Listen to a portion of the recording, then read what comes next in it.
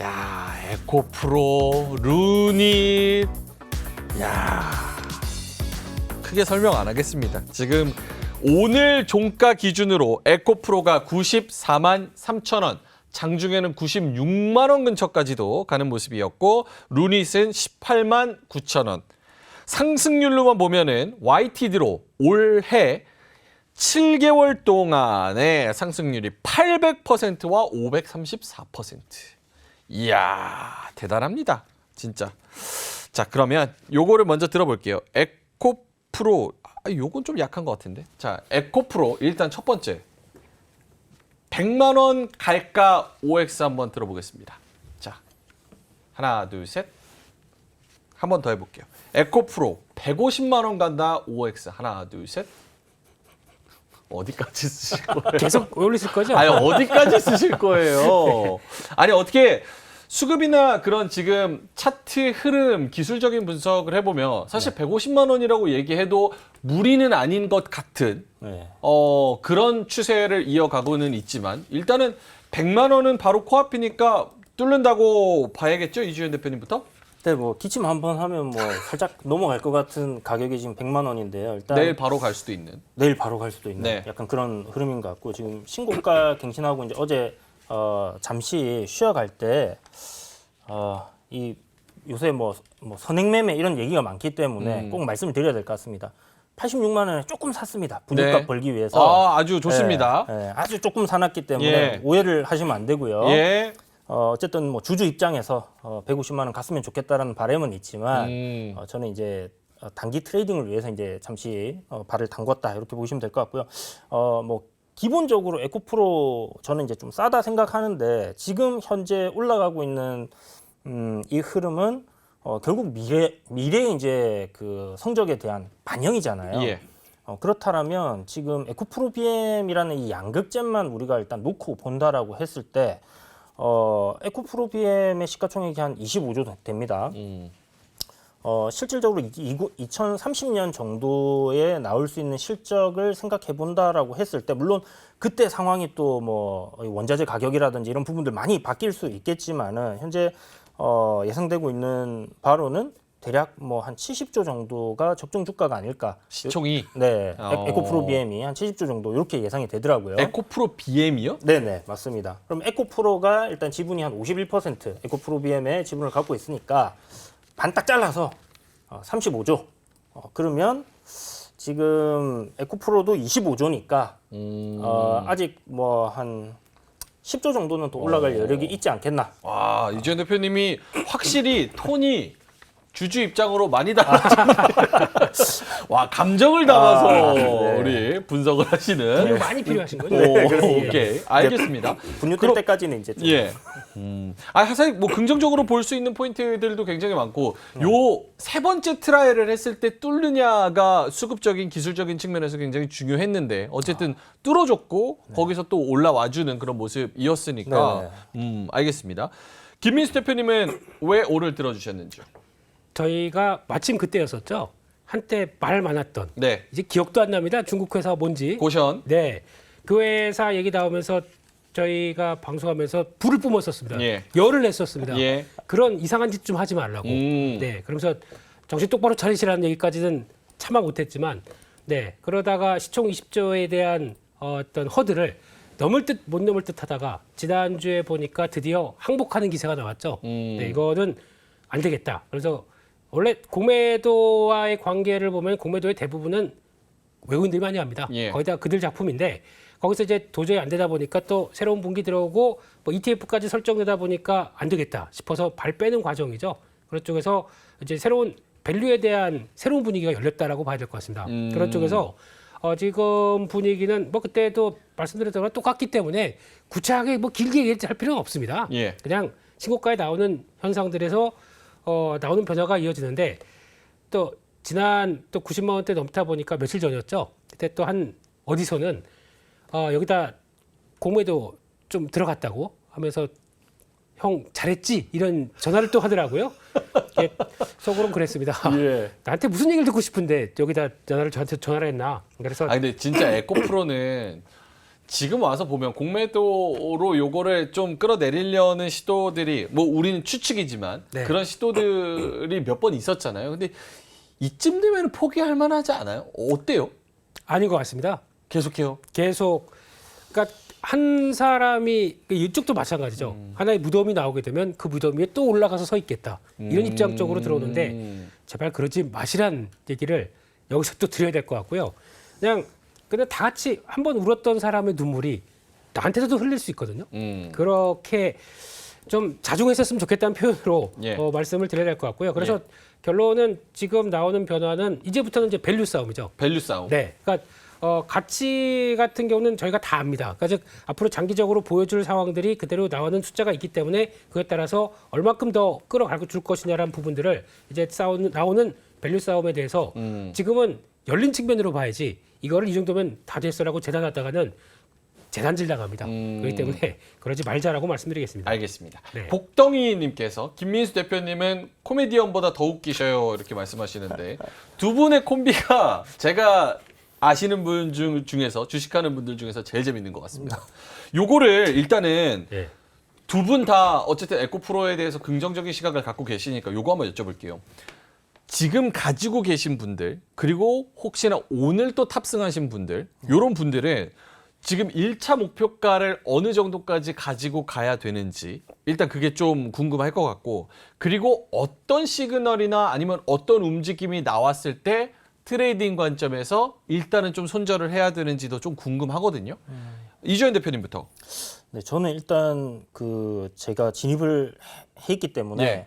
제 기준을 말씀드린다면 좋습니다. 저는 지금 단계에서는 84만 5천 원짜리 요 가격대가 깨진다라면 일단 단기로 진입하시는 분들은 정리하는 관점이 좋다 이렇게 생각을 하고 있고요. 84만 5천 원이 차트적으로 뭔가 의미가 있는 자리인가요? 어제 저가입니다. 네, 어제 어제 저가. 저가. 네, 그렇죠. 이제 신고가를 갱신을 해놓고 만들어진 첫 번째 파동의 저점이거든요. 예. 그러니까 이제 요 구간을 만약에 이탈한다면 단기적으로는 일단 조금 쉬어갈 수 있겠다 이렇게 생각을 하는 부분이 맞는 것 같기 때문에 거기를 이제 기준으로 잡고 봐야 되겠죠. 그런데 제가 항상 꼭 요 가격대가 지지를 받아야 된다 생각하면 그 가격대를 깨는 경우들이 많아요. 예. 딱 깨고 가는 경우들이 많기 때문에 그럼 어떻게 해요? 그래도 일단은 거기를 기준으로 잡아야죠. 어. 그래서 다시 깰 때 손절을 하고 다시 사는 한이 있더라도 저는 그렇게 일단 대응을 하겠다. 근데 지금 말씀하시는 톤이 84만 5천 원 안 온다. 살짝 깨도 손절 안 하실 것 더 같아요. 살 것 같습니다. 네, 네, 뭐, 두 주 더 살 것 같습니다. 더 예. 살 수도 있을 것 네. 같은데, 근데 일단 트레이딩 관점에서 트레이딩 기준을 관점에서? 잡자라면 오케이. 이렇게 이제 보면 될 것 같고요.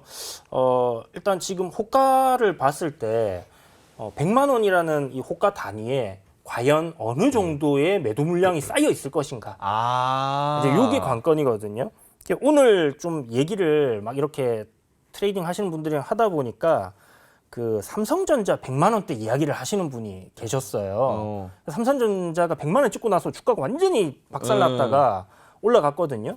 근데 그 시장 상황을 그때와 지금을 똑같이 생각을 하면 안 되는데 성격이 비슷하진 않죠. 네. 두 종목이. 지금 완전히 또 시장이 좋은 상황이기 때문에 예. 또 그렇게 볼 수는 없다 이렇게 봐야 될 것 같고요. 저는 일단 100만 원이 일단은 굉장히 큰 라운드 피겨이기 때문에 예. 거기서 일단 매도 계획을 가지고는 있는데 돌파한 이후에 흐름을 보고 또 진입을 할 생각입니다. 알겠습니다. 일단은 1차적으로는 100만 원 언저리에서 매도 물량이 얼마나 나오는지 그 흐름 파악하는 게 제일 중요할 것 같고 손절가는 아까 84만 5천 원 어제 저가 부분을 깨면은 조금 어려울 수 있다. 아마 100만 원 단에서 이 공매도 세력들이 엄청난 저항을 하지 않겠나 이렇게 생각을 하고 있거든요.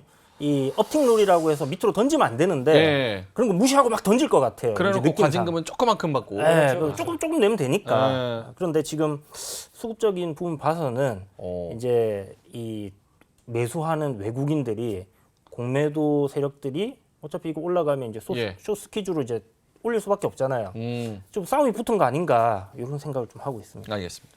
뭔가 프랑스 대혁명 보는 듯한 느낌으로 다 같이 군집해서. 네. 오케이, 알겠습니다. 김민수 대표님은 에코프로 1차적인 목표가는 어느 정도 잡아야 되는지 그리고 어떤 시그널이 나오면은 살짝 생각을 변화할 수도 있는지 네, 일단은 100만 원대 넘기면서 가속이 붙을 것 같습니다. 네, 왜냐하면 항복시켜야 되거든요. 예. 저희가 프랑스 대혁명의 그 장누아르입니다. 예, 그래서 네, 거기서 봤었을 때는 아마 예상은 시총 30조 예. 정도면 한 120만 원, 130만 원 정도쯤 될 것 같은데 그때 정도까지 가속화되는 것까지 감안하게 되면 그 정도가 1차로 단기 저항이 되지 않겠나라고 바라보고 있어서 다음 허들인 시총 30조 정도를 예상을 하고 있고요.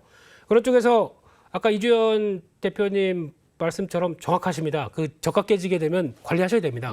최근에 보여줬던 레벨이 올라가는 단계 쪽에서의 바닥이기 때문에 보시는데 조금 여유를 둬서 82만 원. 82만 원. 네, 이게 왜냐하면 지난번 4월 6일 날 찍었던 고점입니다. 그러니까 거기가 어떻게 보면 84만 5천 원대가 살짝 죄송합니다. 예, 살짝 이탈해도 82만 원대는 지키는 모습들이 나온다라고 하게 되면 그것 또한 다른 레벨 위쪽에서 놀겠다는 의미이기 때문에 그런 거 한번 감안하시고 보시되 아마 스토리는 그런 걸 것 같습니다. 지금 2차 전지 쪽에서 계속 얘기하는 것 중에 하나가 그거죠.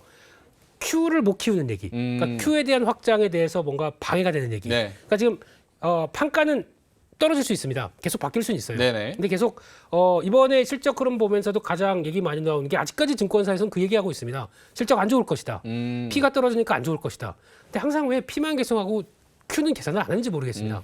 이것까지 감안하게 되면 Q에 따라서 나오는 확장세가 나온다고 해서 2분기가 만약에 흔들린다고 하더라도 예. 그게 큰 역할을 하지 못할 것이고 장기적인 변화가 나오기 때문에 P가 위축됐다가 다시 반등하는 시점에는 그럼 실적이 더 폭발하겠네요. 계산 좀 잘하십시오. 이상입니다. 네. 알겠습니다. 네.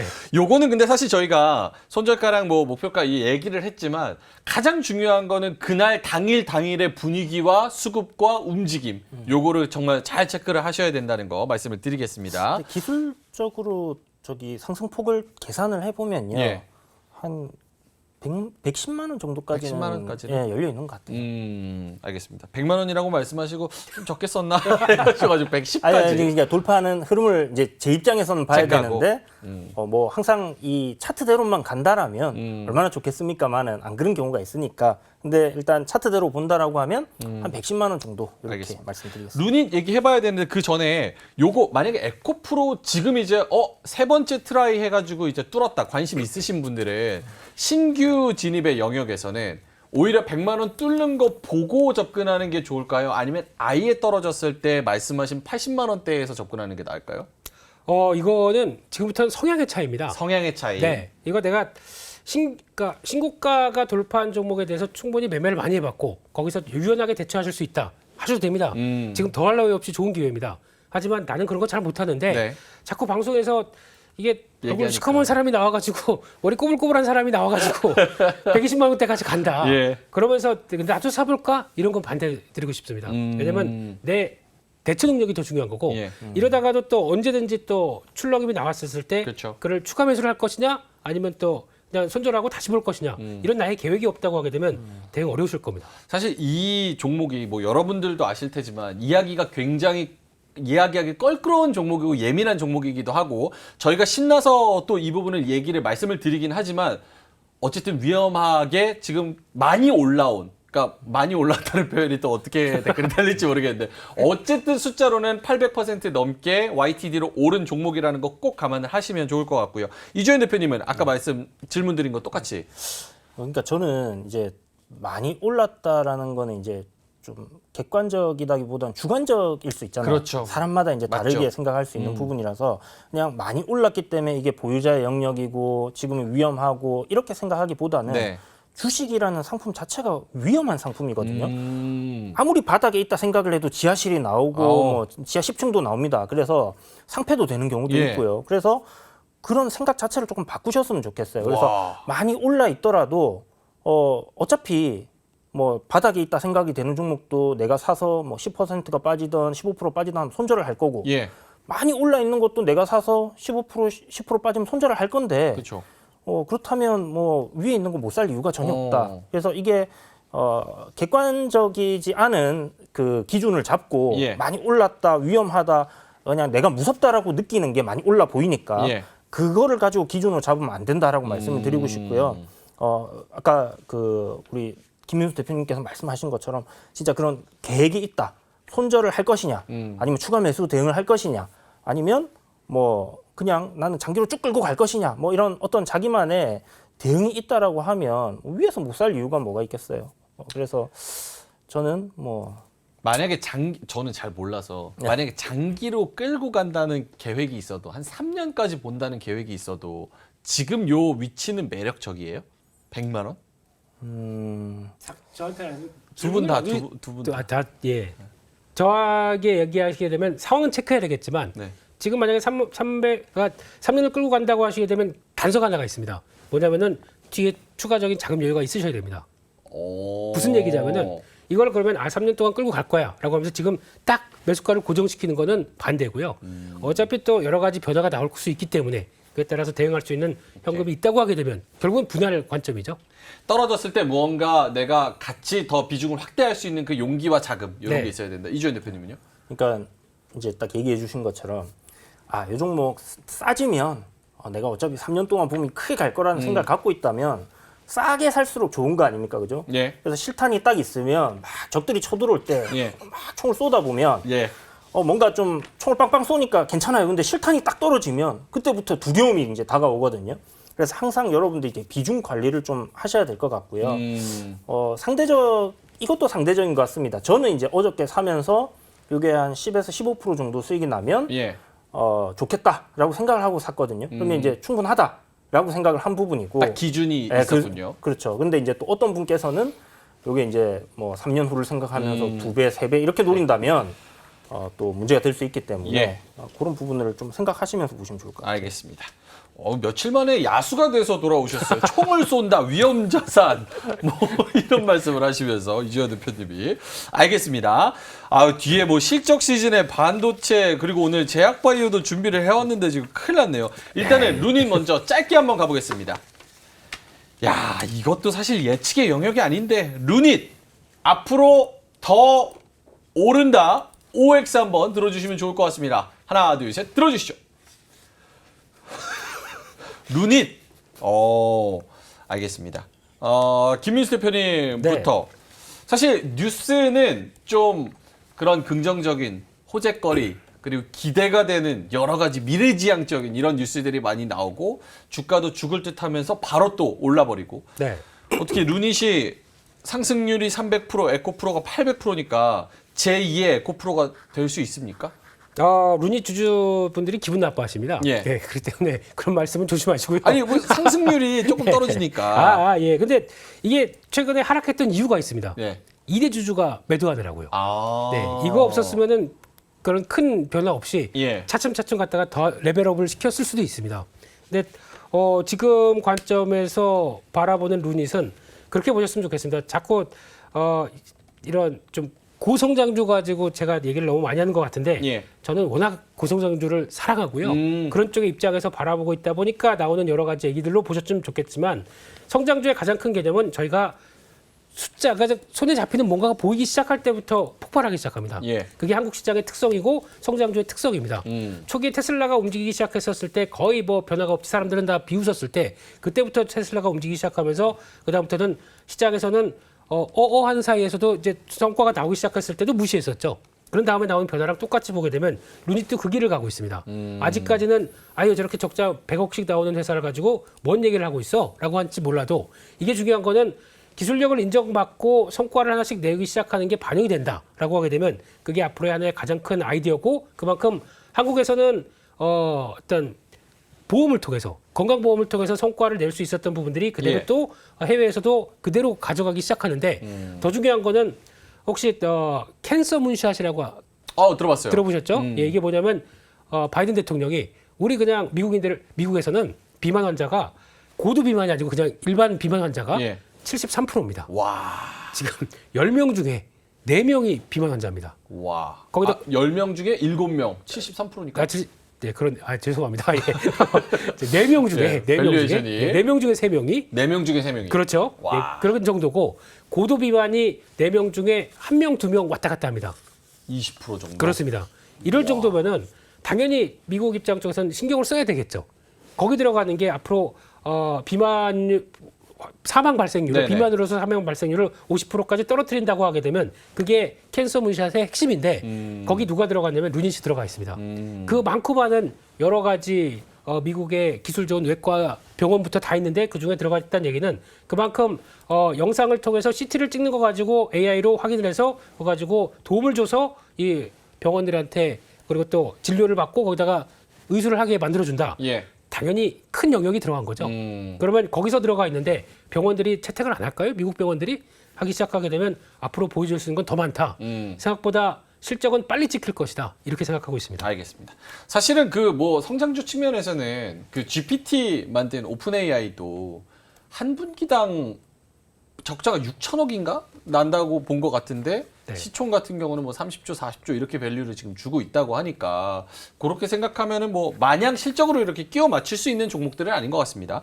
이주연 대표님은 요거 루닛 네. 좀 빠르게 넘어갈게요. 목표가 두 분이 비슷한 것 같아가지고 네네. 얼마 정도까지 지금 추세적으로 좀 열려 있다고 봐야 됩니까? 이게 사실 신고가 갱신하는 종목들의 목표가 맞추기 정말 어려운 것 어렵죠. 같아요. 이건 불가능의 영역이에요, 사실. 네, 뭐 숫자가 정확하게 뭐 돼서 이렇게 뭐 요 정도 이렇게 생각할 수 없는 종목이기 때문에 예.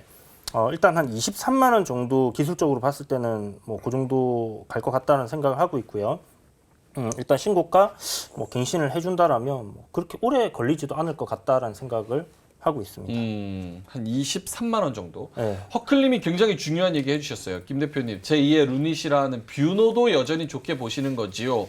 사실 에코프로가 부담스러우신 분들은 2등주, 뭐 네. 종목은 언급 안 하겠습니다만은 어쨌든 그런 종목을 찾아서 다니시는 분들도 계시고 루닛 부담스러우니까 뷰노 분명히 이 정도 상승률 보여줄 거야라면서 노리시는 분들이 계신데 네. 요렇게 급상승하는 그런 종목들 2등주 하는 거 괜찮은 전략이에요, 김 대표님? 네, 지금 상황에서는 괜찮습니다만 뷰노의 약점이 하나가 있는 게 올라오면서부터 계속 대주주가 매도를 합니다. 야금야금. 그게 아니 왜 회사가 좋으면 매도를 해? 라고 했던 그런 의문들이 아직 남아있긴 한데 똑같이 지금 보여주고 있는 변화를 봤을 때는 뷰노도 만만치 않게 11개 제품의 성과를 내고 있다라고 하게 되면 예. 아마 하반기에는 지금 긴급 승인 들어간 FDA 쪽에서 뷰닛 매드 쪽에서 나오는 게 아마 내년 상반기에는 바로 FDA 허가 나온다. 예. 당연히 긍정적인 것 같고 또 일본 쪽에서 하반기에 급여 항목 쪽으로 들어가기 시작하게 되면 분명히 또 성과를 나올 겁니다. 뷰도 괜찮습니다. 괜찮은데 탄력은 조금 떨어집니다. 아예 JLK라는 회사가 더 탄력이 강합니다. 그래서 곧 매매는 그쪽으로 붙는다고 하더라도 뷰노는 흔들릴 때마다도 같이 관심 있게 봐야 될 종목이라고 생각합니다. 네. 허클님이 지난주 저희 방송 안 보셨나 봐요. 왜요? 제가 이제 대장주가 빵국 끼면 따라오면 인가 싼다고 얘기를 했는데 한 번 더. 여기 유튜브 아닙니다. 고품격 경제 방송이에요. 죄송합니다. 식사 이게 뭘 시간이 다 뜹니까? 됐는데. 네. 어쨌든 표현이 그랬지만 네네네. 어쨌든 네네네. 그런 기조를 가지고 드림 욕심이 좀 있으세요. 드림 욕심이 예, 예, 예. 알겠습니다. 이거 쇼츠로 나가겠네요. 자, 알겠습니다. 자, 이로운 경제 채널 EBC